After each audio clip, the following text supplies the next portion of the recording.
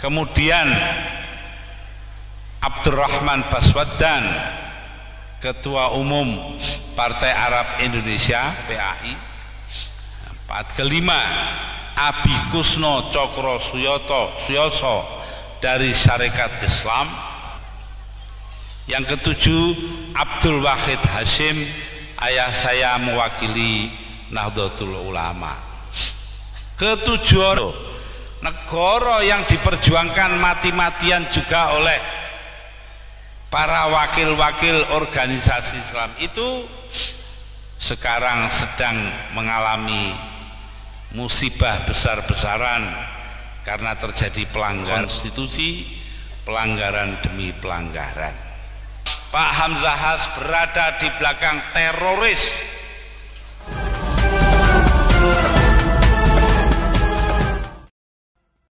Ketika pada tanggal 21 Juli 2001 saya berkirim surat kepada Mahkamah Agung, yaitu melakukan 21 Juli 2001 melakukan pengumuman keadaan darurat, maka saya tanyakan beberapa hari kemudian kepada Mahkamah Agung, apa tindakan saya itu sesuai Undang-Undang Dasar apa tidak. Karena apa?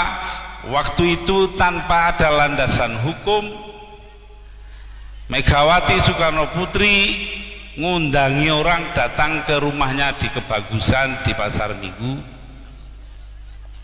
untuk memanggil sidang istimewa MPR tanpa sebab. Nah, ini menurut penafsiran saya melanggar Undang-Undang Dasar.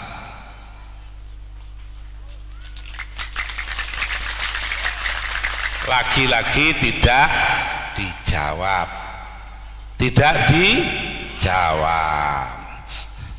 kemudian saya kirim surat. Saya waktu itu memerintahkan Kapolri S. Bimantoro dan Panglima TNI Widodo AS untuk menangkap 15 orang yang melanggar Undang-Undang Dasar, juga tidak dilakukan, padahal Presiden yang merintah. Apa ini melakukan tindakan insubordinasi, melanggar perintah apa tidak? Juga tidak dijawab. Ini 3 sudah pelanggaran konstitusi. Datang yang keempat, yaitu pemerintah sekarang menaikkan harga BBM. Ini sebenarnya kalau penafsiran saya, menaikkan harga tanpa menaikkan pendapatan itu artinya melanggar konstitusi. Mengapa demikian? Karena konstitusi atau undang-undang dasar kita menyatakan negara harus memenuhi kebutuhan hidup orang banyak. Di dalam undang-undang dasar kita disebutkan memenuhi hajat hidup orang banyak. Nah, kalau naikkan harga tanpa menaikkan pendapatan artinya melanggar undang-undang dasar. Yang kelima, pemerintah mengadakan divestasi Indosat, menjual Indosat kepada pihak lain. Apalagi pihak lain itu adalah sebuah negara sateng cilik, yaitu Singapura. Singapura hanya berpenduduk 3 juta orang, Indonesia 204 juta. Kayak selilit Nah, dibuatlah sebuah perusahaan di sana namanya Singapore Technology and Telecommunication STT. 50% sahamnya pemerintah Singapura, 50% free tax dari Israel. Jadi artinya Indosat ini menyangkut penjualan saham kepada orang luar, padahal Indosat ini mengoperasikan atau melaksanakan satelit Palapa. Di dalamnya ada kode-kode intelijen kita. Jadi dengan demikian dia juga membahayakan hajat hidup orang banyak di negeri ini akan keselamatan bangsa. 55 ini tidak ada yang dijawab oleh Mahkamah Agung karena Mahkamah Agungnya pengecut.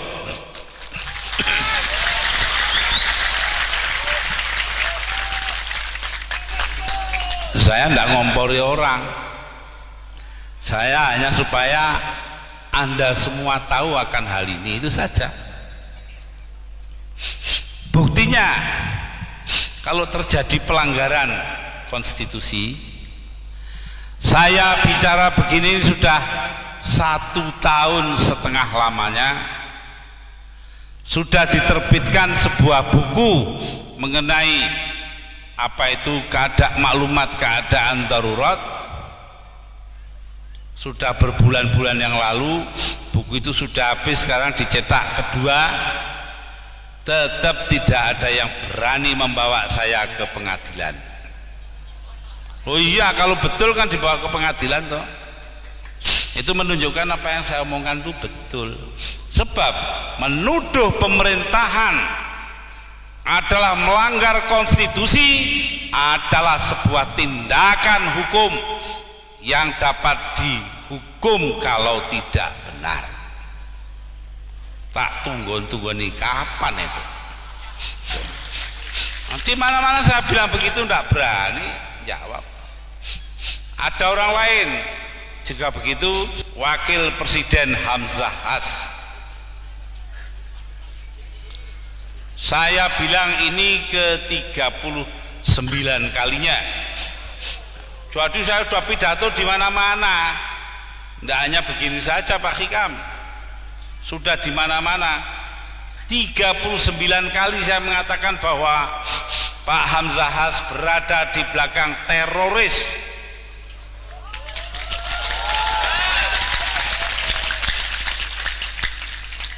Pertama kali saya ngomong di Aring-Aring pada waktu pengajian selepas apa itu namanya konferensi NU wilayah Jawa Timur, ya.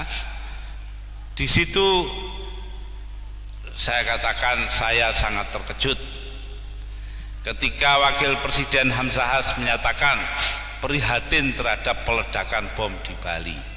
Loh, kenapa kok cuma prihatin? Tidak berani mengutuk. Jangan-jangan saya bilang orang di belakang pemboman itu adalah temannya Hamzah Has.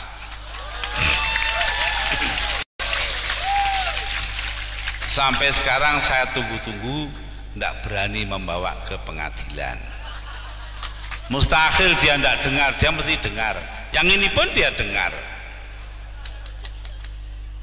Ya, nah itu. Jadi jelas sekali para hadirin dan hadirat bahwa negeri kita ini sedang mengalami duka nestapa, sedang mengalami kesusahan. Karena apa? Konstitusi yang diperjuangkan mati-matian, konstitusi yang diperjuangkan oleh para pendiri republik ini, termasuk 7 orang wakil gerakan Islam.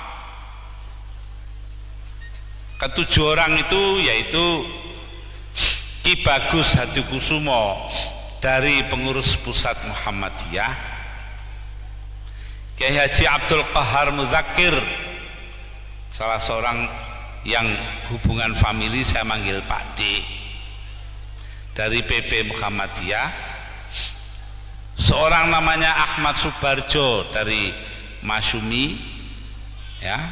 Kemudian Abdurrahman Baswaddan, Ketua Umum Partai Arab Indonesia PAI.